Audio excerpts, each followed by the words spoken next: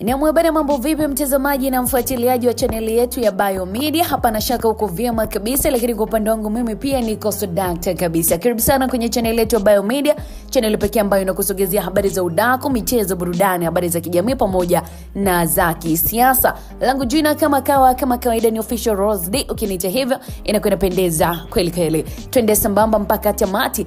Leo tuko na story ambayo bidada Mange amefunguka mara tu baada ya Mbosso kwanza urafiki na Alikiba. Toka ondoke WCB Wasafi, Diamond ana roho mbaya. Haya, ni moja kati ya story ambayo ama mambo ambayo yamekuwa yakishangaza pia, lakini pia amezua gumzo kubwa sana kwenye mitandao ya kijamii. Ni story ya msanii wa zamani wa WCB Wasafi. Hapa tunamzungumzia bwana mkubwa Mbosso Kani kuonekana akiwa na urafiki ama akiwa katika picha ya pamoja na video ya pamoja na msanii Alikiba, jambo ambalo limeleta maswali mengi sana kuwa kwa nini wasanii wanapotoka kwa Diamond huwa wanakuwa na ukaribu na wale ambao Diamond alikuwa hapatani nao, mfano Alikiba. Maana hata Harmonize alipoondoka tu WCB Wasafi, mtu wa kwanza kuwa karibu naye ni Alikiba. Lakini pia kwa upande wa Rayvanny the same alipotoka tu WCB Wasafi alikuwa na urafiki wa karibu kabisa na mtu wa kwanza na Alikiba. Alikiba ndo alikuwa mtu wa kwanza ama mtu wa karibu kwa naye, mpaka waliimba nyimbo ya pamoja. Sasa siku ya jana pia Mbosso Kani alionekana akiwa na Alikiba, tena wakiwa katika furaha kubwa, kama vile hakuna kilichokuwa kinaendelea kati yao. Maana wakati wapo Wasafi hayo hayakuwepo. Hatukuwahi kuona wakiwa pamoja hata siku moja. Na wote tunafahamu fika kuwa Alikiba ni adui mkubwa sana wa Diamond Platnumz. Sasa je, mfano Diamond akiona msanii wake yupo karibu na adui yake kama ilivyokuwa kwa Rayvanny, lakini pia kama ilivyokuwa kwa Harmonize, atajisikiaje? Si itakuwa ni unafiki tu na usniti? Lakini wako mashabiki ambao pia wameongea kusema kuwa huenda ndo masharti ya Diamond Platnumz. Ukiondoka Wasafi lazima uwe na ukaribu na maadui zake. Maana hata Alikiba bwana anapowapokea kama vile anakuwa na mashaka fulani hivi na wao. Mfano Harmonize pamoja na Alikiba mara kadhaa alikuwa akionyesha kumkataa waziwazi kabisa mbele za watu Harmonize, lakini alikuwa na force tu.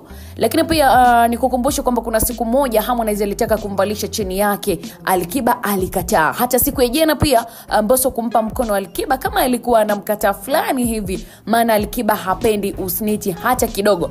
Hizo ni kauli tu za baadhi ya mashabiki kufuatia tukio hilo la Mbosso kuwa na Alikiba. Baada ya hayo yote kama ambavyo tunafahamu, Mange Kimambi, dada wa taifa, huwa hawezagi kunyamazia kitu. So baada ya hili aliweza kuzungumza kupitia ukurasa wake wa Mange Kimambi hapo na kuandika hivi: huu uliofanya Mbosso, Harmonize na Rayvanny si unafiki hata kidogo, bali inaonyesha upendo wao ni mkubwa sana kwa King Kiba. Tokea wapo kwa Diamond, kiukweli Diamond amewapa majina hawa wasanii, lakini wameteseka sana tena sana. Kwa asiyejua anaweza sema kuwa Diamond anawasaidia sana hawa wasanii, lakini ukweli ni kwamba kipaji na nguvu za hawa wasanii ndo zimefanya Diamond aweze kuwa hapo alipo. Sasa kwa hiyo hawa pia wana mchango mkubwa sana kwa Diamond Platnumz. Ila Diamond ana roho mbaya sana. Alikuwa akiwakataza kuongea na adui zake, yani adui zake yeye, lakini anawalazimisha na wengine wawe adui yao.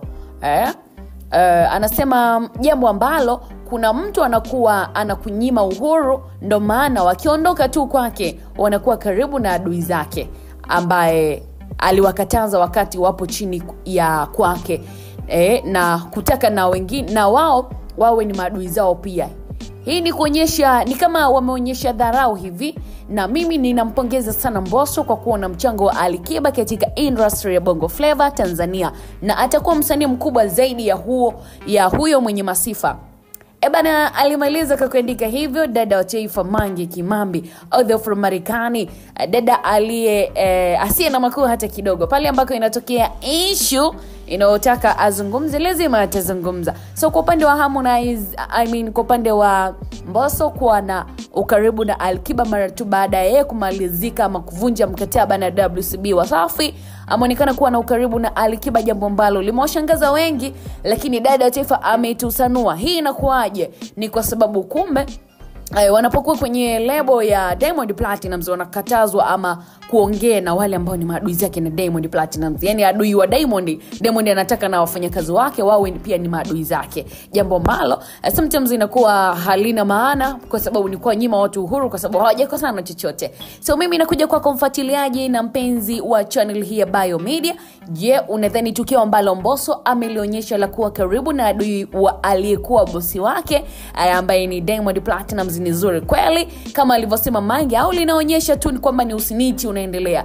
Baada ya kudrop comment ya kwako chini hapo, tutaweza kupita nayo next video kwa uzuri kabisa kwa ajili ya kuangazia maoni yako yalikuwa ni yapi katika hili. 1 na 2, langu jina ni Official Rosedina. Hii ni channel ya Bayo Media, tunapatikana TikTok pamoja na Facebook. Jina letu ni Bayo Media. Endelea kusubscribe, endelea kutufuatilia, endelea kucomment, kulike, kushare, itakuwa inapendeza. Mpaka wakati mwingine, bye bye.